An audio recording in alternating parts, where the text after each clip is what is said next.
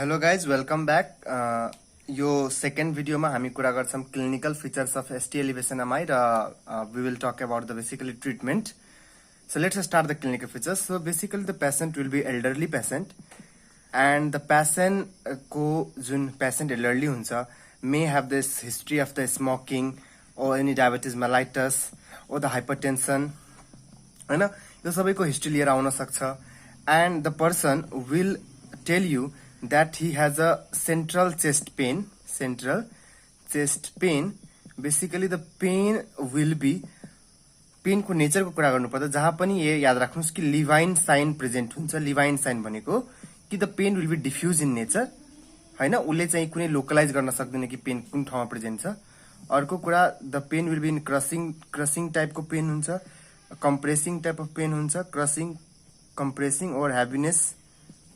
So the person will tell you basically that he is feeling the heaviness in his chest and त्यसपछि कुरा गर्नुपर्दा the person को जुन pain हुन्छ the pain may start at rest or the pain may start at exertion. हेर्नुस् pain जुन हुन्छ त्यो कुनै पनि बेला स्टार्ट हुन सक्छ। सो रेस्ट को बेला पनि स्टार्ट हुन सक्छ, एक्सर्सन को बेला पनि स्टार्ट हुन सक्छ। But the main thing is that कि once the pain started and if the person again take rest then the pain is not relieved. के मैले कुरा भने हेर्नुस् त कहिलेकाहीँ राम्रो पनि कुरा भन्छु म। once pain is started and if the person take rest, if he or she take rest then the pain is not relieved. यानी कि पछि मान्छेले जब रेस्ट लिँदाखेरि पेन रिलिभ हुँदैन and the duration of pain last longer than 30 minutes. So यो पेनको duration छ यो एकदम धेरै इम्पोर्टेन्ट छ एमआई भन्नको लागि, किनभने नर्मली के हुन्छ स्टेबल एन्जाइनामा पेनको ड्युरेसन अलमोस्ट 10 मिनट हुन्छ हैन त। स्टेबल एन्जाइनामा पेनको ड्युरेसन 10 मिनट हुन्छ। अनस्टेबल एन्जाइना र नन एसटी एलिभेसन एमआईमा पेनको ड्युरेसन अलमोस्ट 20 मिनट हुन्छ र यहाँ जुन छ पेनको ड्युरेसन त्यो ग्रेटर देन एक्सिड गर्छ 30 मिनट भन्दा पनि। सो पेनको ड्युरेसन 30 मिनट भन्दा पनि बढी आउँछ। अर्को चाहिँ जुन फिचर्सहरु भने central chest pain, crushing type, heaviness हैन, कम्प्रेसिङ टाइप हुन्छ। अर्को पेन जुन हुन्छ त्यो रेस्ट लिए पनि रिलिभ भएर आउँदैन and basically the person if take the nitrates हैन, बेसिकली यदि पर्सनले नाइट्रेट्स लिन्छ भने नाइट्रेट्सले पनि खासै पेन रिलिभ हुन सकिरा आउँदैन, यस्तो किसिमको पेन हुन्छ यो। So we talked about the pain ko nature, we talked about the pain ko duration, है ना, and we talked about that कि pain is not relieved on rest, यानी कि रेस्ट लिँदाखेरि रिलिभ हुँदैन र पेन ड्युरेसन जुन छ त्यो मैले भने कि ग्रेटर देन 30 मिनट लास्ट गर्छ। अनदर थिङ इज दैट कि the pain is associated with the sweating हुन सक्छ मान्छेलाई। The patient may have the palpitation and the patient may have the nausea, vomiting हैन। सो पर्सनमा nausea vomiting को feature, sweating, palpitation योहरू पनि present हुन सक्छ। एन्ड द पेन को जुन रेडिएसन हुन्छ त्यो जहाँ पनि त्यही कुरा हो कि the pain radiates to the jaw and the arms. So arm र जहरुमा पेन रेडिएट गर्दै गर्छ हैन। सो यो पेन को नेचर भयो in the case of the MI को पेन।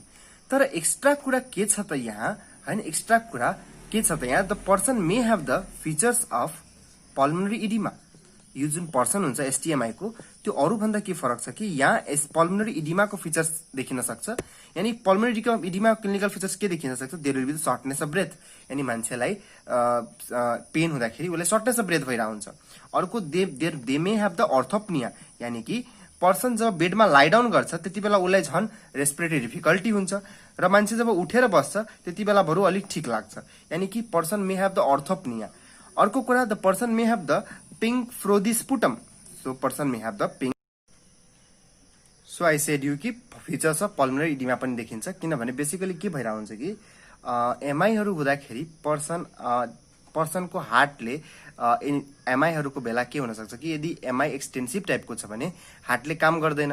हार्टले काम गर्दैन भने के हुन्छ, जुन अब यसरी सोच यो हार्ट छ र हार्टले अब काम गरिरहेको छैन भने के हुन्छ, अब लंग्सबाट आउने भेसल्सहरु त लेफ्ट एट्रियममा आउँछ तर हार्टले राम्ररी पम्प गरेको छैन भने, किनभने एमआई भएको छ भने उसको मुभमेन्टहरु डिक्रिज छ। मुभमेन्टहरु डिक्रिज छ भने के हुन सक्छ त त्यति बेला ब्लडहरू रिभर्स ब्याक भएर लङ्समा जान्छ र पल्मोनरी इडिमा हुन सक्छ। That's why the person may have the features of pulmonary oedema and that may present with the shortness of breath, orthopnoea and pink frothy sputum. So pink frothy यो के हो त sputum हो। अब let's talk about the examination part. So on examination गर्ने बेला हेर्नुस् कुराहरू फरक धेरै पर्न जान्छ। के फरक पर्न जान्छ कि फर्स्ट आवर अफ एक्जामिनेसनमा हामीले यदि पेसेन्टको ब्लड प्रेसर र पल्स हेर्यो भने बेसिकली चाहिँ नर्मल देखिरहेको हुन्छ। बेसिकली अरू पेसेन्ट्सहरूमा नर्मली जुन पनि एमआई को पेसेन्ट होस् फर्स्ट आवरमा मैले यदि बीपी र पल्स हेर्छु भने that will be normal, BP and pulse will be normal. तर in person having the anterior wall MI, यदि कसैले एन्टेरियर वालको एमआई छ भने बेसिकली एन्टेरियर वालको एमआई को सबैमा होइन, एन्टेरियर वाल एमआई भएको 1/4 अफ द पेसेन्टमा के हुन्छ त there will be sympathetic nervous system activation. के हुन्छ त there will be sympathetic nervous system activation. र सिम्प्याथेटिक नर्भस सिस्टम एक्टिभेसन भएर के भइरहेको हुन्छ त ट्याकिकार्डिया भइरहेको हुन्छ। के भइरहेको हुन्छ ट्याकिकार्डिया भइरहेको हुन्छ। अर्को ब्लड प्रेसर जुन हुन्छ त्यो इन्क्रिज्ड भइहाल्छ। सो 1/4 अफ द पेसेन्ट जुन हुन्छ त्यसमा सिम्प्याथेटिक नर्भस सिस्टम एक्टिभेसन हुन्छ in case of interior wall MI र त्यति बेला चाहिँ ट्याकिकार्डिया हुन्छ र बीपी बढ्छ। त्यही कुरा यदि मैले के भन्छ इन्फेरियर वालको एमआईमा हेर्यो भने इन्फेरियर वालको एमआईमा बेसिकली के भइरहेको हुन्छ त 50% अफ द पेसेन्टमा, यानी कि इन्फेरियर वाल एमआई भएको 50% अफ द पेसेन्टमा के देखिन्छ त there will be the parasympathetic nervous सिस्टमको एक्टिभिटी चाहिँ इन्क्रिज भएको देखिन्छ। के को एक्टिभिटी पारासिम्प्याथेटिक नर्भस सिस्टमको एक्टिभिटी इन्क्रिज भएको देखिन्छ and basically it will result in the bradycardia. के त ब्राडिकार्डिया एन्ड बीपी जुन हुन्छ त्यो के हुन्छ डिक्रिज्ड हुन्छ, यानी कि बीपी घटेको हुन्छ र ब्राडिकार्डिया देखिरहेको हुन्छ। सो यो दुईटा कन्डिसन बुझ्नु पर्यो। Interior वालको पेसेन्टमा sympathetic nervous system activity भएर ट्याकिकार्डिया भइरहेको हुन्छ, बीपी बढेको हुन्छ र इन्फेरियर वालको पेसेन्टमा 50% द पेसेन्टमा पारासिम्प्याथेटिक एक्टिभिटी भएर ब्राडिकार्डिया भइसकेको हुन्छ र बीपी घटिसकेको हुन्छ। सो दुईटा छुट्टा छुट्टै प्रेजेन्टेसन लिएर पेसेन्ट चाहिँ आउन सक्छ। अब अस्कल्टेट गर्दाखेरि we will get the S1 is loud. So in case of tachycardias जहाँ पनि ट्याकिकार्डिया यदि हुन्छ भने त्यो केसहरुमा के हुन्छ कि S1 साउन्ड लाउड देखिरहेको हुन्छ। किन एक्चुअली ट्याकिकार्डियाहरु हुन्छ भने के हुन्छ बेसिकली डायस्टोलिक टाइम घट्छ, किनभने हार्ट छिटो छिटो पम्प गर्यो भने हार्टको फिलिङ राम्ररी हुँदैन, यानी कि फिलिङ इज इम्पेयर्ड र फिलिङ राम्ररी नभए के भइरहेको हुन्छ त भल्भ फास्ट क्लोज गर्छ र भल्भ फास्ट क्लोज गर्दाखेरि एक्चुअली के छ त कम हेर्नु यसरी याद राख्नु कि एम्प्टी भेसलले के गर्छ जहिले पनि एम्प्टी भेसलले बडी नोइज प्रोड्युस गर्छ, मच नोइज प्रोड्युस गर्छ। अब हार्टको फिलिङ यदि राम्रो छैन भने त्यसले नर्मल भन्दा बडी चाहिँ नोइज प्रोड्युस गर्छ, यानी बडी लाउडनेस देखिन्छ। त्यही भएर S1 जुन हुन्छ त्यो लाउड हुन्छ। अर्को हामी कुरा गरौँ S2 को। हेर्नुस् त S2 मा नर्मली के हुन्छ, जो नर्मली पनि S2 मा दुईटा कम्पोनेन्ट हुन्छ, एउटा एओर्टिक कम्पोनेन्ट अर्को pulmonary component. So S2 sound has basically two components, aortic component plus pulmonary component. किनभने S2 साउन्ड के को कारण छ एओर्टिक भल्भ र पल्मोनरी भल्भ क्लोजर भएको कारणले गर्दाखेरि S2 साउन्ड सुनिन्छ। अब नर्मली के हुन्छ त हेर्नुस्, नर्मल कुरा गरौँ। लेट्स सपोज कि यो तपाईको हार्ट छ, ठीक छ। अब तपाईले के बुझ्नु पर्यो कि एक्चुअली पल्मोनरी कम्पोनेन्ट भनेको पल्मोनरी ट्रङ्कमा भएको भल्भ क्लोज हुनु र एओर्टिक कम्पोनेन्ट भनेको एओर्टामा भएको भल्भ क्लोज हुनु, ठीक छ। के मैले भने पल्मोनरी कम्पोनेन्ट भनेको पल्मोनरी भल्भ क्लोज हुनु, पल्मोनरी ट्रङ्कको भल्भ क्लोज हुनु र एओर्टिक कम्पोनेन्ट भनेको एओर्टामा भल्भ भएको भल्भ चाहिँ क्लोज हुनु। अब के हुन्छ कि नर्मली के हुन्छ कि थोरै ब्लड कहाँ कसले पम्प गर्छ, राइट भेन्ट्रिकल कि लेफ्ट भेन्ट्रिकलले? सिम्पली कुरा छ कि राइट भेन्ट्रिकलले थोरै ब्लड पम्प गर्छ in comparison to left ventricle. किन लेफ्ट भेन्ट्रिकलले त धेरै ब्लड पम्प फाल्छ, किनभने लेफ्ट भेन्ट्रिकलले सिस्टेमिक एओर्टामा पठाउँछ र यसले धेरै ब्लड फाल्छ। धेरै ब्लड फाल्छ भने के हुन्छ उसमा ब्लड फाल्ने जुन फालेर रिटर्न आउने जुन टाइम हुन्छ त्यो अलिक बढी टाइम हुन्छ in comparison to the aortic component. यानी कि एओर्टिक भल्भ एक्चुअली यस्तो हुन्छ, यसरी सोच्नु, यसलाई कसरी सोच्न सकिन्छ कि लेट्स सपोज कि there are two rooms, let's suppose कि देयर आर दुईटा रूम छ। एउटा रूमबाट 5 जना निस्किन्छ, एउटा रूमबाट 10 जना निस्किन्छ, यहाँबाट 5 जना निस्किन्छ, यहाँबाट 10 जना निस्किन्छ। अब कुन रूम उसले चाँडो क्लोज गर्ला त? 5 जना निकालिसकेपछि चाँडो क्लोज गर्ला कि 10 जना निकालिसकेपछि चाँडो क्लोज गर्ला? सिम्पली एन्सर छ कि उसले 5 जना निकालिसकेपछि चाँडो रुम क्लोज गर्छ, किनभने 5 जना निस्किन कम टाइम लाग्छ रेदर देन कि 10 जना निस्किन। त्यही भएर यहाँ पनि त्यही कुरा छ कि ब्लड कम कहाँबाट निस्किरहेछ, राइट भेन्ट्रिकलबाट। ब्लड बडी कहाँबाट निस्किरहेछ, लेफ्ट भेन्ट्रिकलबाट। भनेपछि कुन भल्भ पहिला क्लोज गर्छ, यानी कि पल्मोनरी भल्भ पहिला क्लोज गर्छ in comparison the aortic valve. त्यही भएर एक्चुअली S2 साउन्ड हुन्छ, त्यसमा दुईटा कम्पोनेन्ट हुन्छ, A2 र P2, र A2 र P2 को बीचमा ग्याप हुन्छ, किनभने पल्मोनरी भल्भ अलरेडी पहिला क्लोजर हुन्छ in comparison to the aortic valve. त्यही भएर A2 र P2 साउन्डको बीचमा ग्याप हुन्छ। यो ग्यापलाई हामी नर्मल फिजियोलोजिकल ग्याप भन्छौँ। मैले के भन्छौँ त, नर्मल फिजियोलोजिकल ग्याप। यानी कि जति बेला नर्मली पनि पर्सनको हामी ST यदि सुन्छ भने, अब हामी त बुझ्न सक्दैनौँ, कार्डियोलोजिस्टहरूले बुझ्छन् कि त्यति बेला A2 र P2 साउन्डको बीचमा एउटा ग्याप पाइन्छ। यो ग्यापलाई नर्मल फिजियोलोजिकल ग्याप भन्छ। अब लेट सपोज कि तपाईको लेफ्ट वालमा, लेफ्ट एन्टेरियर वालहरुमा के भइसकेछ, एमआई भइसकेछ। अब एन्टेरियर वालको एमआई भइराछ भने बेसिकली कुन भेन्ट्रिकल इफेक्ट हुन्छ त, लेफ्ट भेन्ट्रिकल इफेक्ट हुन्छ। अब लेफ्ट भेन्ट्रिकल इफेक्ट भयो भने के हुन्छ त, अल्टिमेटली लेफ्ट भेन्ट्रिकलको हाइपोकाइनेजिया हुन्छ। के हुन्छ त, हाइपोकाइनेजिया हुन्छ, यानी कि लेफ्ट भेन्ट्रिकल राम्ररी मुभ गर्दैन, लेफ्ट भेन्ट्रिकल राम्ररी पम्प गर्दैन। यानी यसरी सोच्नु कि अब लेफ्ट भेन्ट्रिकलले के गर्छ त, लेफ्ट भेन्ट्रिकलको हाइपोकाइनेजिया छ भने उसले थोरै ब्लड पम्प गर्छ कि धेरै ब्लड पम्प गर्छ। सिम्पली एन्सर छ कि लेफ्ट भेन्ट्रिकलले कम मुभ गर्छ भने त थोरै ब्लड पम्प गर्छ, यानी कि लेस ब्लड पम्प आउट गर्छ, लेस ब्लड पम्प आउट गर्छ।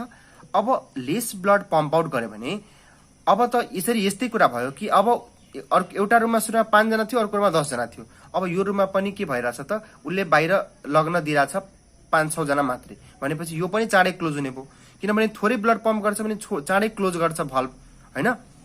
यसले पनि थोरै ब्लड मात्रै फालिरहेछ भने त चाँडै भल्भ क्लोज हुन्छ।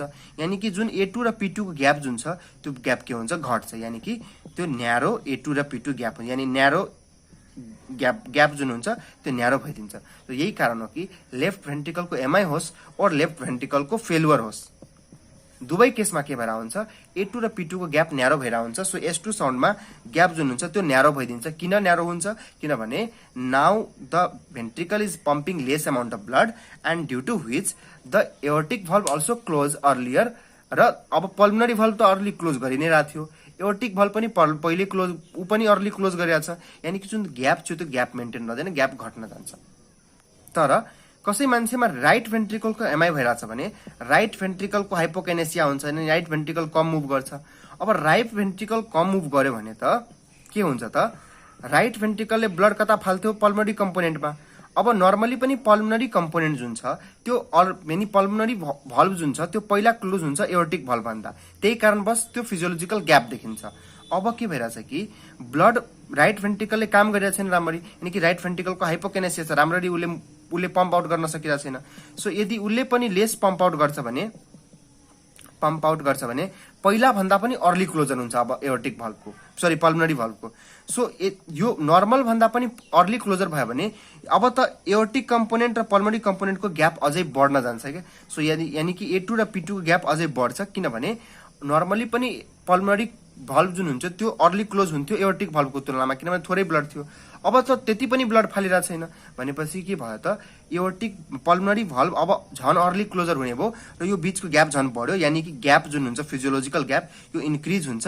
कुन बेला इन्क्रिज हुन्छ, in case of left ventricle MI और राइट भेन्ट्रिकल एमआई और राइट भेन्ट्रिकल फेलुअर। सो याद राख्नुहोस्, दुईटा एमसीक्यू क्वेसन जहिले पनि सोध्न सक्छ कि राइट भेन्ट्रिकल फेलुअरमा चाहिँ ग्याप के हुन्छ, चाहे राइट भेन्ट्रिकलको एमआई ग्याप के हुन्छ भनेपछि राइट भेन्ट्रिकलको एमआई छ और राइट भेन्ट्रिकल फेलुअर छ भने त्यति बेला जुन A2 र P2 को ग्याप हुन्छ। सो S2 याद राख्नु कि S2 मा जुन ग्याप छ त्यो ग्याप चाहिँ इन्क्रिज हुन्छ। तर यदि लेफ्ट भेन्ट्रिकलको एमआईहरु छ भने त्यो S2 को ग्याप चाहिँ के हुन्छ, ग्याप डिक्रिज हुन्छ। सो यो दुईटा कन्सेप्ट भेरी इम्पोर्टेन्ट कन्सेप्ट छ, हैन। सो अब यो पेशेन्टमा जे पनि हुन सक्छ, त्यो डिपेन्ड गर्छ कि पेशेन्टको कुन भेन्ट्रिकलको एमआई भइराछ। सो अहिलेसम्म हामी एक्जामिनेसन पढिरहेको थियौँ। एक्जामिनेसनमा हामीले भन्यौँ कि पीपी पल्सहरूको कुरा गऱ्यौँ, हामीले चाहिँ हार्टको साउन्ड्सहरूको कुरा गऱ्यौँ। अर्को के बुझ्नुपर्छ कि S3 साउन्डहरू यदि सुनिरहेछ भने वी विल कन्सिडर कि MI is progress into the heart failure. So MI progress भएर हार्ट फेलुअर भइसक्यो भनेर बुझ्न सकिन्छ कति बेला, यदि S3 साउन्ड चाहिँ सुनिन्छ भने त्यति बेला।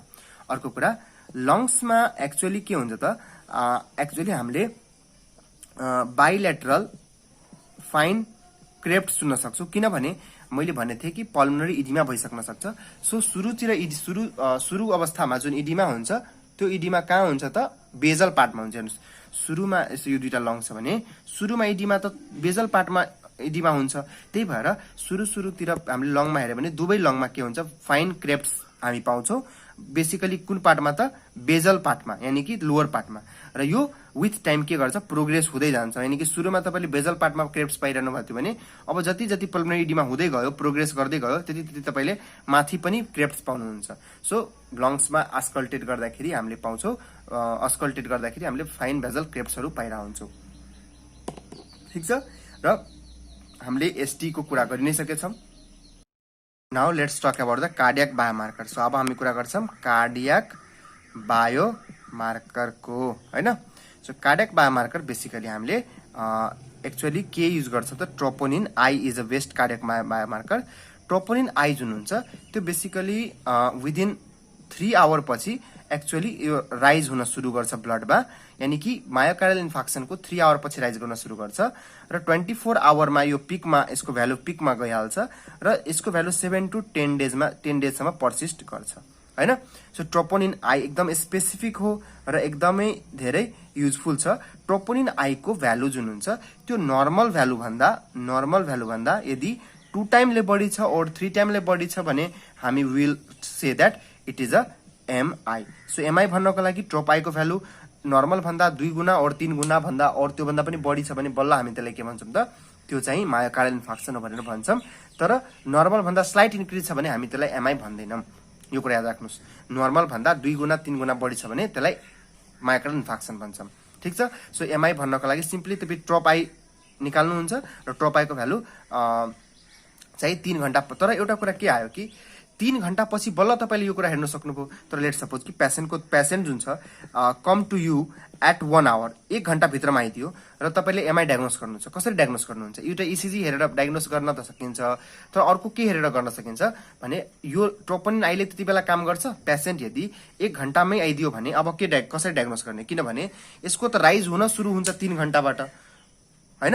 यसको त राइज हुन सुरु नै भइरहेछ 3 आवर्सबाट भने पेशेन्ट 1 आवरमा हुन्छ भने के अर्को बायोमार्कर कुनै छ कि छैन भने छ। The answer is heart fatty acid binding protein. So there is a biomarker that is known as heart fatty acid binding protein. So heart fatty acid binding protein is a biomarker and it can diagnose the myocardial infarction within 1 hour of the myocardial infarction हैन। र त्यही भएर हामीले 1 our भित्र आएको छ भने troponin I त्यति बेला नगर्ने हैन किन गरेर पनि केही आउँदैन। यसलाई चाहिँ 3 घण्टा पछि नै गर्दा हुन्छ राम्रो त्यति। तर 1 आवर भित्र आयो भने के गर्ने we will go for the heart fatty acid binding protein र यसको भ्यालु इन्क्रिज छ भने हामी एमआई भन्न सक्छौँ। अर्को एउटा के भन्छ त मायोग्लोबिन पनि 1 आवर भित्रमा आउन सक्छ। अर्को पनि बायोमार्कर छ मायोग्लोबिन। तर मायोग्लोबिन के छ कि heart fatty acid binding protein जति स्पेसिफिक छैन किनभने मायोग्लोबिन जुन छ त्यो अरू पनि डिफ्रेन्ट कन्डिसनमा राइज हुन्छ। त्यही भएर मायोग्लोबिन जुन त्यो यति स्पेसिफिक छैन हार्टको लागि त्यही भएर यसलाई हामी रिलाइ गर्न सक्दैनौँ। तर heart fatty acid binding protein जुन छ त्यसलाई अलि रिलेटिभली त्योभन्दा बढी हामी रिलाइ गर्न सक्छौँ। सो 1 आवर भित्र आयो भने we will go for the heart fatty acid binding protein. 3-4 घण्टा पछि आछ भने we can do easily do trop I. अब एउटा अझै सानो कन्सेप्ट दिन खोज्छु म। के कन्सेप्ट छ कि लेट सपोज कि तपाईको पेशेन्ट आज आयो and the patient has a MI हैन र आज एमआई आयो र उसलाई मानौ कि 3 डेज पछि ऊ हस्पिटलमै छ। हि इज इन हस्पिटल र हस्पिटलमा हुँदा हुँदै पछि 3 डेज पछि उसलाई के भयो फेरि उसलाई एमआई भयो। अब तपाई सोच्नुस् कि पेशेन्ट हस्पिटलमा आछ उसलाई सुरुमा एमआई भएको छ यानी कि सुरुमा उसलाई त ट्रोपाई इन्क्रिज भयो होला। र मैले के भने कि ट्रोपाई जुन 3 आवर पछि जुन इन्क्रिज हुन सुरु गर्छ 24 घण्टामा पिकमा जान्छ र यो 7 दिनसम्म पर्सिस्ट गर्छ 7 डेजसम्म पर्सिस्ट गर्छ भनेपछि उसको ब्लडमा त अलरेडी 7 डेजसम्म त ट्रोप आई को भ्यालु हाई नै छ। अब 3 डेज पछि उसलाई एमआई फेरि हुन्छ भने त्यसको कारणले पनि त त्यसले गर्दा पनि ट्रोप आई बढाउँछ। तर ट्रोप आई त अलरेडी यो पेशेन्टमा बढेकै छ नि त। पहिलाको एमआई हेर्नु त यो प्रिभियस एमआई जुन सुरुको दिनमा एमआई भयो त्यो कारणले गर्दाखेरि ट्रप आई अलरेडी इन्क्रिज छ। ट्रप आई जुन छ ट्रोपोनिन आई त्यो अलरेडी के छ इन्क्रिज छ। अब 3 दिन पछाडि फेरि जुन उसलाई एमआई हुँदाखेरि ट्रप आई इन्क्रिज त होला तर त्यो त अब इन्क्रिजैमा इन्क्रिज भयो, यानी कि त्यति बेला तपाईलाई उसलाई रिइन्फेक्सन भएको छ कि छैन भनेर डायग्नोस गर्न तपाईलाई डिफिकल्ट होला, किनभने ट्रप आई अलरेडी इन्क्रिज छ। अब ट्रप आई को भ्यालु अलरेडी इन्क्रिज छ भने तपाई कसरी थाहा पाउने कि फेरि इन्फेक्सन भइरहेको छ, किनभने फेरि इन्फेक्सन भए पनि त्यही ट्रप आई इन्क्रिज गर्ने हो। अब ट्रप आई त अलरेडी इन्क्रिज छ भनेपछि तपाईले डायग्नोसिस गर्ने बेला कन्फ्युज हुनुहुन्छ कि यो इन्क्रिज जुन ट्रप आई अहिले छ त्यो पहिलाको एमआई को ट्रप आईले इन्क्रिज छ कि अहिलेको एमआईले ट्रप आई इन्क्रिज छ। सो त्यो कुरा कन्फ्युजनको लागि हामीले त्यो कुराबाट कन्फ्युजन हुन सक्छ। त्यही कन्फ्युजन हटाउनको लागि हामीसँग अर्को बायोमार्कर छ and that is CPKMB. So CPKMB creatine phosphate kinase जुन छ एमबी यो एउटा पनि बायोमार्कर हो र यो 3 आवरमा राइज गर्न सुरु गर्छ, 24 आवर अफ पिकमा जान्छ र यो 2 to 3 डेजमा यो चाहिँ नर्मल लेभलमा आइदिन्छ। यानी अब कसैलाई 3 डेज पछि इन्फेक्सन छ भने सीपीकेएमबी त नहुनु पर्ने हैन। सो सीपीकेएमबी को फेरि राइज हुन्छ भने त्यसलाई हामी रिइन्फेक्सन भनेर भन्न सक्छौं। सो सीपीकेएमबी जुन छ that is very good for the biomarker to diagnose the reinfection. So reinfection diagnose गर्नु छ भने सीपीकेएमबी गर्न सकिन्छ, किनभने 3 दिन पछि फेरि यो 3 दिन पछि यसको लेभल चाहिँ फेरि नर्मल भइसकेको हुन्छ र 3 दिन पछि एमआई भयो भने हामी ट्रप आईबाट त हामी कन्फ्युज हुन्छौं तर हामी सीपीकेएमबी गर्न सक्छौं र सीपीकेएमबी बाट चाहिँ डायग्नोसिस करेक्ट भइहाल्छ। हेलो एभ्रीवन, अब हामी यो यहाँ सेसनमा हामी यो अघि भन्दा डिफरेन्ट सिनारियोको कुरा गर्छौं। So we will take a very good example. Let's suppose कि तपाईनिर कुनै पेशेन्ट आयो हैन and patient will have the history of the उले चेस्ट पेन दियो हैन, उले भन्यो कि मेरो ड्युरेसन 30 मिनट्स नागिसकेछ, ईसीजी गर्दाखेरि तपाईले एसटी एलिभेसन पाउनुभयो भनेपछि those all things is suggesting that the patient is having the ST elevation MI हैन।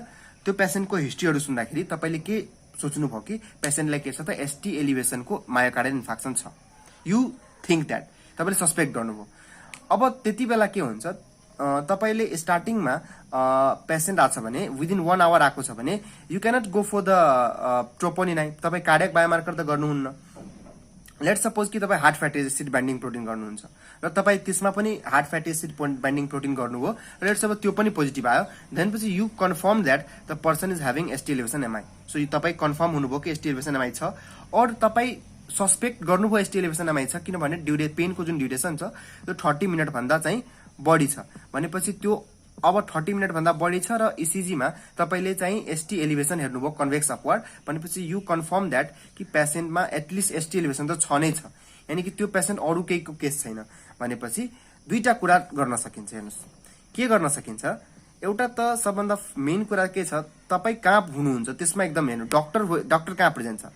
सो इफ डाक्टर तपाई एज अ डाक्टर हुनुहुन्छ भने र तपाईको हस्पिटलमा यदि क्याथ ल्याबको जुन क्याथेटर वाला ल्याब जुन हुन्छ यसको फ्यासिलिटी यदि प्रेजेन्ट छ भने ट्रिटमेन्ट मोडालिटी एक किसिमको हुन्छ। तर तपाई जहाँ हुनुहुन्छ लेट्स सपोज कि त्यहाँ क्याथ ल्याब फ्यासिलिटी छैन, तपाई जहाँ हुनुहुन्छ लेट्स सपोज तपाई त्यहाँ क्याथ ल्याब फ्यासिलिटी छैन र त्यहाँ क्याथ ल्याब फ्यासिलिटी छैन भने त्यहाँ ट्रिटमेन्ट मोडालिटी फरक हुन्छ। अब हामी कुरा गर्छौं पहिला कि जहाँ क्याथ ल्याब फ्यासिलिटी छैन, लेट्स सपोज कि तपाई कुनै पीसीआई पीएचसी मा तपाई डाक्टर हुनुहुन्छ र त्यहाँ चाहिँ तपाईको क्याथ ल्याबको फ्यासिलिटी छैन। अब तपाई त्यो ठाउँमा बसेपछि कसरी म्यानेज गर्नुहुन्छ एउटा एसटी एलिभेसन एमआई को पेशेन्टमा। सो मैले के भने अब let's suppose you are at a place where the cath lab is not available, cath lab के छैन अवेलेबल छैन भनेपछि अब तपाईले कसरी ट्रिटमेन्ट गर्नुहुन्छ, you will directly go for the pharmacotherapy. तपाई फार्माकोथेरापीमा जानुहुन्छ एन्ड द फार्माकोथेरापीमा तपाई के गर्नुहुन्छ, सबभन्दा पहिला तपाई गर्नुहुन्छ अक्सिजन सप्लिमेन्टेसन। पर्सनको हार्टलाई एयर ह्याङ्गर भइराछ, so you will first of all do the oxygen supplementation. र अक्सिजन सप्लिमेन्टेसन भनेको त्यही हो, हामीले बेसिकली 4 लिटर पर मिनट हामी अक्सिजन दिन खोज्छौं ताकि फ्र्याक्सनल अफ O2 जुन छ त्यो 35 to 40% मा जाओस् भनेर हामी गर्न खोज्छौं। So first thing you have to give oxygen supplementation. Another thing you will actually give him the chewable aspirin. So you will give the chewable aspirin. ताकि एस्पिरिन किन दिन्छौ, किन एस्पिरिन जुन छ के छ त एस्पिरिन एउटा भनेको के हो त हामीलाई थाहा छ कि एन्टी प्लेटलेट ड्रग हो र एस्पिरिन दियो भने के हुन्छ, फर्दर प्लेटलेट एग्रिगेसन हुँदैन, यानी क्लट बन्नबाट रोक्छ। अनि चेवल एस्पिरिन दिन सकिन्छ 325 mg दिन सकिन्छ हैन। यसलाई चाहिँ हामीले च्यू गर्ने मात्रै, यसलाई चाहिँ खाइदिने हैन, स्वालो नगर्ने, च्यू मात्रै गर्ने हैन। र आजकल के कन्सेप्ट आछ कि you will not only give the aspirin, you will give the clopidogrel as well. So तपाई क्लोपिडोग्रेल 300 mg पनि दिने, सँगै दिने। सो क्लोपिडोग्रेल र एस्पिरिन दुवै एन्टिप्लेटलेट मेडिसिन हुन् र यो दुईटा दिने भनेको दुईटा दिन्छ, त्यसैलाई के भन्छ त, यसलाई भन्छ dual antiplatelet therapy. So dual antiplatelet थेरापीमा बेसिकली दुईटा कुरा छ, एउटा चाहिँ एस्पिरिन दिन सकिन्छ, अर्को चाहिँ क्लोपिडोग्रेल दिन सकिन्छ। So basically there are two things, antiplatelet clopidogrel र च्युवेल एस्पिरिन पनि दिने। हेर्नुस्, क्लोपिडोग्रेल ले फरक तरिकाले काम गर्छ। यसले बेसिकली के गर्छ, तपाईले जुन प्लेटलेटमा एक्चुअली रिसेप्टर प्रेजेन्ट हुन्छ त्यसलाई इन्हिबिट गर्ने काम चाहिँ क्लोपिडोग्रेलले गर्छ। तर एस्पिरिनले बेसिकली के गर्छ, एस्पिरिनले चाहिँ थ्रोम्बोक्सिन A2 को प्रोडक्सनलाई इन्हिबिट पार्छ। सो काम फरक फरक छ, तर जे होस् अल्टिमेटली काम, अल्टिमेट जुन काम हुन्छ त्यो एउटै काम हुन्छ कि जे भएर पनि प्लेटलेट प्लग फर्मेसन हुन नदिने, क्लोट बन्न नदिने। ठीक छ। अर्को कुरा कि मैले भने कि चेवल एस्पिरिन र क्लोपिडोग्रेल दुवै दिने। सो यहाँ ड्युअल एन्टिप्लेटलेट थेरापी युज गरिन्छ। Another thing will give that, this will give the sublingual nitroglycerin. So हामी सबलिङ्गुअल नाइट्रोग्लिसरिन दिन सक्छौं। सो सबलिङ्गुअल नाइट्रोग्लिसरिन हामी बेसिकली 0.4 mg दिन्छौं। यसले बेसिकली के गर्छ त, मान्छेलाई चेस्ट पेन रिलिभ गर्न सक्छ। अनि अब यसमै हामी म्याक्सिमम 3 डोज दिन सक्छौं 5-5 मिनटको इन्टरभलमा। सो 5 मिनटको इन्टरभलमा हामी 3वटा डोज दिन सक्छौं। 0.4 mg सबलिङ्गुअल ट्राइग्लिसराइड नाइट्रोग्लिसरिन, यसले के गर्छ, भेजोडाइलेसन गरेर पेन रिलिफ गर्न हेल्प गर्छ। अब अर्को कुरा के छ कि सब मान्छेमा के हुन्छ त, पेन नाइट्रेट्सले मात्रै डिक्रिज हुन सक्दैन। So we will also give the morphine. So morphine दिने। सो मोर्फिनको यहाँ हेर्नुस् त, कति मान्छेलाई लाग्ला कि morphine is only given for the pain, तर यस्तो पनि कुरा छैन। Morphine is basically given in the MI patient to relieve the pulmonary oedema. किनभने मैले भनेको थिएँ कि MI मा पल्मनरी इडिमा हुन सक्छ र पल्मनरी इडिमा रिलिभ गर्नको लागि बेसिकली हामीले मोर्फिन दिन खोज्छौं। किनभने मोर्फिनले के गर्छ त, मोर्फिनले बेसिकली तपाईलाई हामीले पहिले भनेछौं, मोर्फिनले के गर्छ त, सन्ट गरिदिन्छ, यानी कि पल्मनरी सर्कुलेसनबाट, pulmonary circulation to systemic circulation.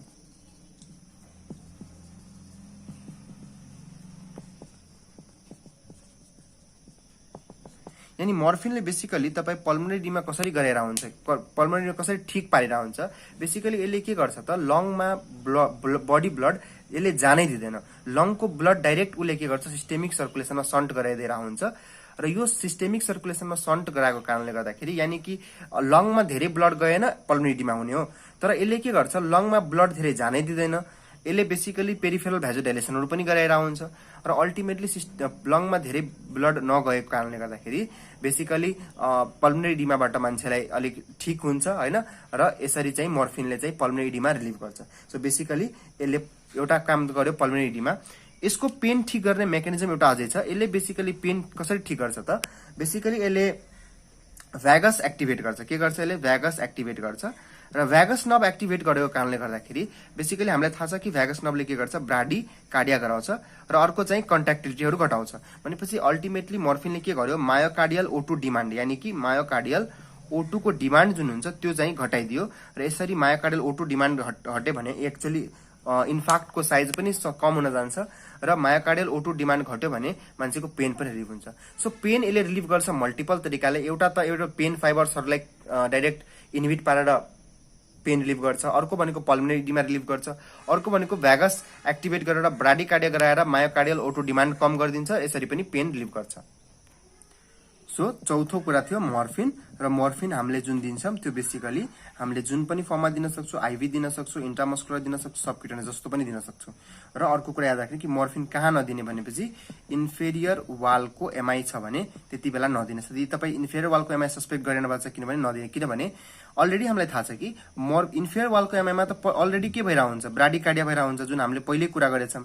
Inferior वालको MI मा अलरेडी ब्राडीकार्डिया भइरा हुन्छ due to parasympathetic nervous system activation. अब यहाँ मैले चाहिँ मर्फिन दिए भने त्यहाँ चाहिँ अझै ब्राडिकार्डिया भइहाल्छ, यसले भ्यागस नर्भ स्टिमुलेट गर्छ, त्यही भएर इन्फेरियर वालको एमआईमा मर्फिन चाहिँ नदिने। ठिक छ। एन्ड द ट्रिटमेन्ट इज बिटा blocker, so will give the बिटा ब्लकर। एन्ड यो बिटा ब्लकर जुन छ बेसिकली हामी कार्डियोसेलेक्टिभ बिटा ब्लकर दिन्छौँ, द्याट इज मिटोप्रोलोल। सो मिटोप्रोलोल दिन्छौँ और एटिनोलोल दिन्छौँ जुन कि इन्ट्राभेनस दिन्छौँ। र यसले पनि के गर्छ त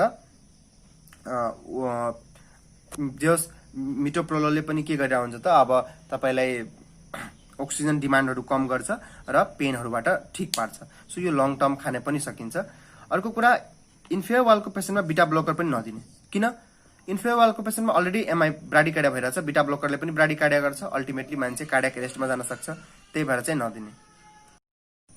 र अर्को चाहिँ अब हामीले युज गर्ने एउटा low molecular weight heparin. Low molecular weight heparin किन युज गर्ने कि low molecular weight heparin basically हामीले एनोक्जापारिन हो, योहरू भनेको एन्टिकोगुलेन्ट हो, यानी कि फाइब्रिनको फर्मेसन इनिबिट गर्छ। हामीलाई थाहा छ कि क्लट बन्नको लागि दुईटा कुरा चाहिन्छ, एउटा प्लेटलेट प्लग, एउटा फाइब्रिन। प्लेटलेट प्लगलाई इनिबिट गर्न हामीले दियो के एन्टिप्लेटलेट, तर फाइब्रिन इनिबिट गर्न पनि त औषधि दिनु पर्यो नि, ताकि क्लट प्रोग्रेस नगरोस्। सो त्यो फाइब्रिन इनिबिट गर्नको लागि, क्लट प्रोग्रेस रोक्नको लागि हामीले जुन औषधि दियो त्यो भनेको लो मोलिकुलर वेट हेपारिन हो। सो यो भनेको इनोक्जापारिन हो र इनोक्जापारिन हामी दिने गर्छौँ। यो दिएर हामी के हुन्छ त क्लट जुन हुन्छ जहाँ चाहिँ हामीलाई थाहा छ कि जुन ब्लकेज छ, जुन क्लट छ यहाँ, त्यो क्लट चाहिँ प्रोग्रेस गर्दैन। अब सो त्यो प्रोग्रेस नगरोस् भनेर हामीले के दियो त ड्युअल प्लेटलेट थेरापी र लो मोलिकुलर वेट हेपारिन दियौँ। अब एउटा अझै कुरा छ कि पेसेन्टलाई हामीले यो सबै कुरा त दियौँ, तर अब जुन बनिसकेको अलरेडी फर्म क्लोट छ त्यसलाई पनि त डिजल्भ गर्नु पर्यो। सो मैले के भने कि क्लोटलाई प्रोग्रेस यहाँबाट अझै क्लोट प्रोग्रेस नगरोस् भनेर हामीले के दियौँ त एन्टिप्लेटलेट दियौँ होइन। अर्को हामीले के दियौँ त हामीले दियौँ तपाईँले एन्टिकोगुलेन्ट, द्याट इज एन्टिकोगुलेन्ट दियौँ, that is low molecular weight heparin दियौँ। तर बनिसकेको क्लट त पनि डिजल्भ गर्नु पर्यो। यहाँ त मैले के भनेको थिएँ, बनिसकेको क्लटलाई पनि हटाउनु पर्ने पनि ब्लकेज के छ त भनेको थिएँ मैले 100% ब्लकेज छ। त्यही भएर हामीले यहाँ एक्चुअली थ्रोम्बोलाइसिस गर्नुपर्छ, यानी बनिसकेको क्लटलाई डिजल्भ गर्नुपर्छ। सो थ्रोम्बोलाइसिस गर्नको लागि we will give the anti thrombolytic agents, र thrombolytic agents are basically the streptokinase, अर्को भनेको एल्टिप्लेज, अर्को भनेको रेटिप्लेज होइन। So alteplase, reteplase, tenecteplase, so these all are the basically thrombolytic agents होइन। जुन यिनीहरू बेसिकली के हो त, यिनीहरू भनेको प्लाज्मिनोजेन एक्टिभेटर हो। के हो खासमा त प्लाज्मिनोजेन एक्टिभेटर हो। प्लाज्मिनोजेन एक्टिभेटर एक्चुअली यो के हुन्छ त यिनीहरूले गर्दाखेरि प्लाज्मिनोजेन एक्टिभेट हुन्छ र प्लाज्मिनोजेन एक्टिभेट भएर प्लाज्मिन बन्छ र प्लाज्मिनको कामै के हो त फाइब्रिनको डिस्ट्रक्सन। यसले के हुन्छ त यसले फाइब्रिनलाई डिस्ट्रोय गर्छ र फाइब्रिन डिस्ट्रोय भएपछि क्लट आफै डिजल्भ हुन्छ। सो यसरी काम गर्छ। सो बेसिकली हामीले चाहिँ एन्टिफिब्रोलाइटिक एजेन्ट्सहरू दिन सक्छौँ होइन। अब एउटा कुरा एकदम इम्पोर्टेन्ट कुरा छ कि कति बेलासम्ममा हामी एन्टी थ्रोम्बोलाइटिक एजेन्ट दिइहाल्ने। So there is a rule, यो रुलै छ है, यो एकदम रुल छ, यो मैले आफ्नो बनाएको केही पनि होइन यहाँ। So there is a rule के छ कि यसलाई भन्छ डोर टु निडल टाइम। यसलाई के भन्छ डोर टु निडल टाइम, यानी कि के भयो कि पेसेन्ट छिरेदेखि, पेसेन्ट तपाईँनिर हस्पिटल आएदेखिको कति बेलासम्ममा तपाईँले थ्रोम्बोलाइटिक थेरापी दिने भनेपछि के भन्छ, पेसेन्ट आएदेखिको 30 मिनट्स भित्र we will give the thrombolytic therapy. So door to needle time is within 30 minutes, के त within 30 minutes. So door to needle time भनेको पेसेन्ट आएदेखि थ्रोम्बोलाइटिक दिने जुन टाइम हुन्छ त्यसलाई डोर टु निडल टाइम भन्छ। त्यो भनेको 30 मिनट, यानी कि पेसेन्ट आएको 30 मिनट भित्रमा हामीले थ्रोम्बोलाइटिक एजेन्ट दिइहाल्नुपर्छ। त्यो पछि दियो भने खासै रेस्पोन्स आउँदैन, तर जे होस् पेसेन्ट आएको 30 मिनट भित्र हामीले चाहिँ थ्रोम्बोलाइटिक एजेन्ट दिइहाल्नुपर्छ। यसलाई के भन्छ त डोर टु निडल टाइम भन्छ। र फेरि सुरुबाटै यसरी सोचौँ कि पेसेन्ट एसटी एलिभेसन एमआई को पेसेन्ट थियो, यो तपाईनिर आयो, तपाईले कन्फर्म गर्नुभयो हिस्ट्रीहरू हेरेर इसिजीहरू हेरेर तपाईले कन्फर्म हुनुभयो कि पेसेन्ट एसटी एलिभेसन एमआई को पेसेन्ट छ। तपाईनिर क्याथ ल्याब थिएन, मैले के भनेको थिएँ तपाईनिर क्याथ ल्याबको फेसिलिटी थिएन। क्याथ ल्याबको फेसिलिटी नभएको कारणले तपाईले फार्माकोथेरापी स्टार्ट गर्नुभयो। सो फार्माकोथेरापीमा तपाईले डिफरेन्ट स्टार्ट गर्नुभयो। O2 दिनुभयो थियो, तपाईले मर्फिन दिनुभयो, तपाईले एस्पिरिनहरू दिनुभयो हैन, तपाईले क्लोपिडोग्रेल दिनुभयो, तपाईले बिटा ब्लकर दिनुभयो। अब तपाईले डिफरेन्ट मेडिकेसन स्टार्ट गर्नुभयो र मैले के भने विदिन 30 मिनट्स तपाईले के स्टार्ट गर्नुभयो, तपाईले एन्टी थ्रोम्बोलाइटिक एजेन्ट पनि स्टार्ट गर्नुभयो। थ्रोम्बोलाइटिक एजेन्ट पनि तपाईले के गर्नुभयो, स्टार्ट गरिसक्नुभयो। एन्ड हाम्रो नामहरू थाहा पाइसक्यौं, एल्टिप्लेज, रेटिप्लेज, यिनीहरू थ्रोम्बोलाइटिक एजेन्ट्सहरू हो। अब तपाईले 30 मिनट भित्र यो थ्रोम्बोलाइटिक एजेन्ट स्टार्ट गर्नुभयो। यसलाई के भन्छ त, डोर टु निडल टाइम भन्छ। यसलाई के भन्छ, डोर टु निडल टाइम भन्छ। अब लेट सपोज कि 30 मिनट पछि मैले 30 मिनट भित्रमा मैले स्टार्ट गरेँ र मैले अब त्यति बेलाको इसिजी उसको जुन छ, लेट सपोज यस्तो इसिजी छ, सुरुमा यस्तो इसिजी छ। लेट सपोज कि जति बेला मैले स्टार्ट गरेँ स्टार्टिङ टाइममा इसिजी यस्तो छ। अब मैले 30 मिनट अझै कुरेँ, 30 मिनट अझै वेट गरेँ, फेरि इसिजी गरेँ र फेरि इसिजीमा चेन्ज छैन, इसिजीमा चेन्ज छैन भने 30 मिनट त मैले कुरिसकेँ। फेरि म के गर्छु, अझै तपाईले 30 मिनट कुर्छु।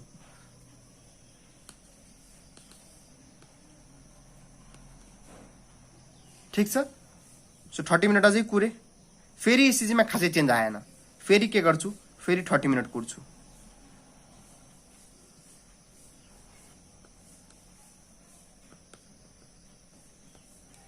हेर्नुस् अब के भयो, खासमा कि कुरा के भयो कि मैले उसको इसिजी मैले थ्रोम्बोलाइटिक एजेन्ट दिइसकेपछि मैले वेट गरेँ त्यो मान्छेको जुन मान्छे छ त्यो मान्छेको इसिजी को चेन्जेसहरू ठिक भइरहेछ कि भइरहेको छैन भनेर मैले मान्छे हेर्न खोजेँ र हेर्न खोज्दाखेरि मैले के पाएँ कि पेसेन्ट चाहिँ within 60 to 90 minutes of therapy यानी कि थ्रोम्बोलाइटिक थेरापीको 60 देखि 90 मिनटसम्म पनि पेसेन्ट इम्प्रुभ गरेन भने त्यति बेला के गर्ने। हेर्नुस् यति बेला अब तपाईँ फस्नु भयो। मैले के भनेको कुरा हेर्नु, यो के एक्चुअली भयो कि तपाईले कुनै पेसेन्ट आयो, पेसेन्टको तपाईले भन्नु ट्रिटमेन्ट स्टार्ट गर्नुभयो, क्याथ ल्याब थिएन, तपाईले डाइरेक्ट के गर्नुभयो, थ्रोम्बोलाइटिक थेरापी विदिन 30 मिनट्समा स्टार्ट गर्नुभयो। त्यसपछि थ्रोम्बोलाइटिक थेरापी भइसकेको पछि तपाईले के गर्नुभयो, तपाईले अब वेट गर्नुभयो, इसिजीहरू हेर्नुभयो, तर पेसेन्ट हेर्नुभयो कि इम्प्रुभ भइरहेको छैन। So after initiation after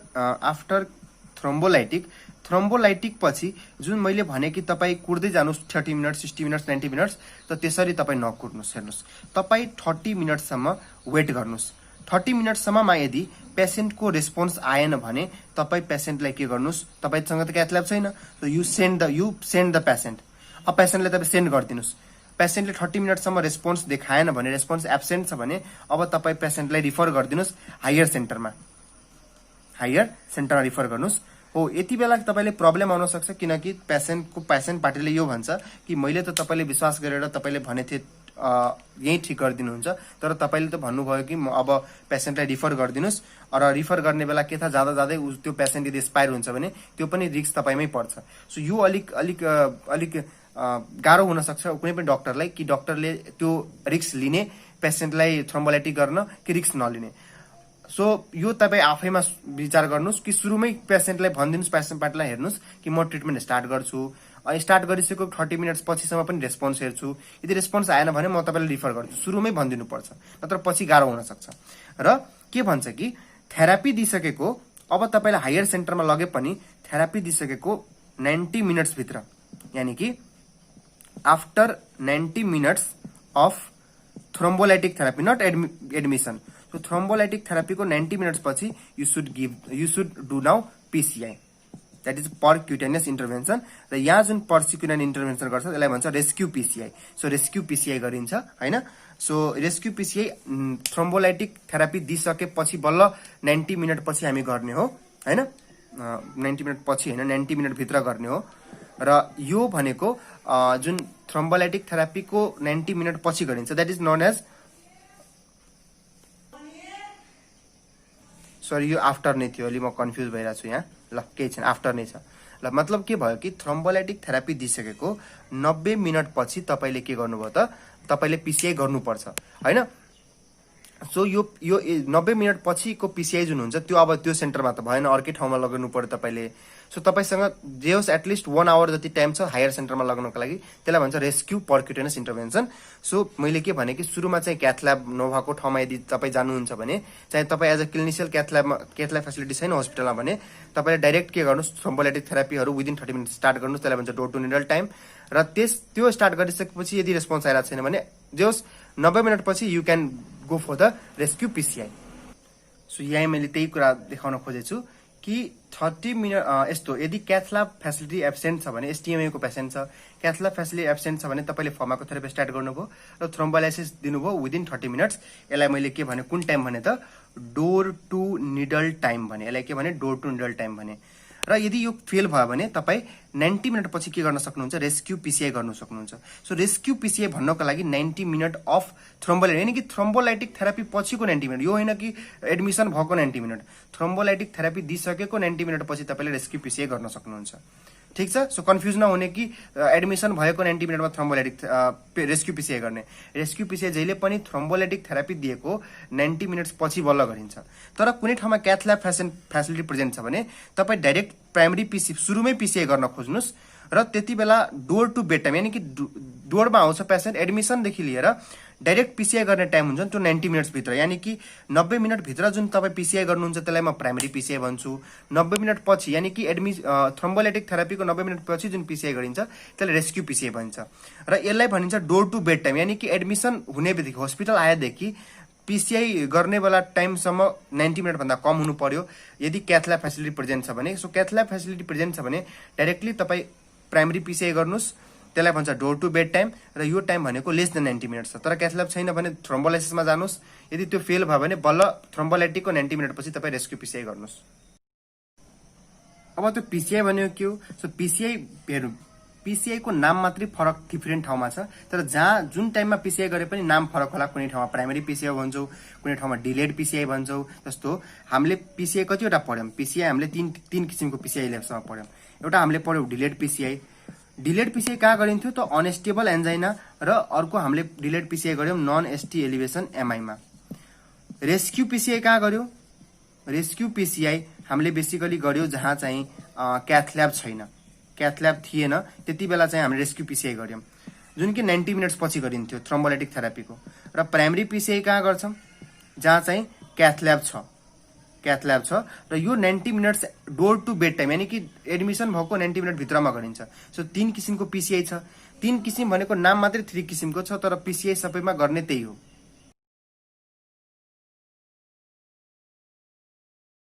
Coronary artery disease is narrowing of the coronary arteries secondary to several risk factors, some of which are cigarette smoking, hypertension, hyperlipidemia, and diabetes. Percutaneous coronary intervention, or PCI, is a procedure used to treat and evaluate partially and completely occluded coronary vessels. Atherosclerosis results from endothelial injury, inflammation, and accumulation of lipoprotein, leading to intimal deposition of particles and narrowing of the coronary artery. The stenotic vessel makes it difficult for red blood cells to pass through. Therefore, the risk of ischemia and infarction is increased. During a percutaneous coronary intervention, an incision is made to isolate the femoral artery. A catheter is inserted into the artery and guided up the aorta to the heart. Live angiography is used to guide the catheter to the obstructed coronary artery. Radiopaque dye is injected into the artery. Imaging determines the location of the stenosis and the diameter of the vessel. Once the vessel is isolated and the obstruction located, a guide wire is threaded through the catheter to the location. The catheter is removed, leaving the guide wire. A balloon catheter is pushed over the guide wire and centered over the blockage. The balloon is inflated to open the narrowed vessel. The balloon is inflated and deflated multiple times to gradually widen the occluded vessel. To ensure that the artery remains unobstructed, a second balloon catheter with a stent is threaded to the location.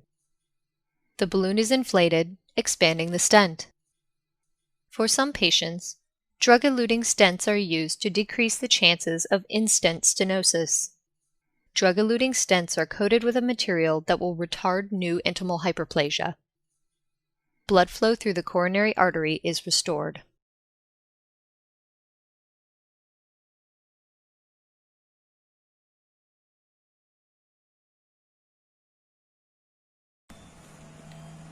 Lastly, we will discuss about the contraindication of thrombolysis. So thrombolysis जुन छ त्यो एकदमै एउटा भनौँ न एउटा vulnerable thing हो जुन चाहिँ धेरै मान्छेमा चाहिँ यसले चाहिँ एउटा काइन्ड अफ रिस्क ल्याउन सक्छ डेथको।